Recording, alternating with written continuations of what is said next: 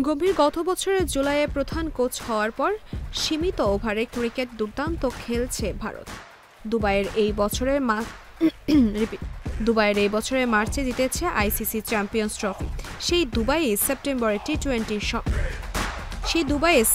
টি-20 সংস্করণে এশিয়া কাপে চ্যাম্পিয়ন হয়েছে ভারত।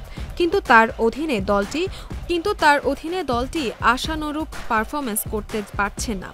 তাতে লাল বল ও সাদা বলে ভারতের জন্য আলাদা কোচ নিয়োগ দেওয়ার কথা তুলেছিলেন আইপিএলের দিল্লি ক্যাপিটালসের সহ-স্বত্বাধিকারী পার্থ জিন্দাল। নাম উল্লেখ না করলেও গম্ভীর তাকে খোঁচা মেরেছেন। বিশাখাপত্তনমে গতকাল দক্ষিণ আফ্রিকার বিপক্ষে তৃতীয় ওয়ানডে শেষে ভারতীয় কোচ বলেছিলেন, আইপিএলের এক স্বত্বাধিকারী কোচিং প্যানেল ভাগ করার ব্যাপার লিখেছেন। খুব অবাক করার মতো বিষয় এটা।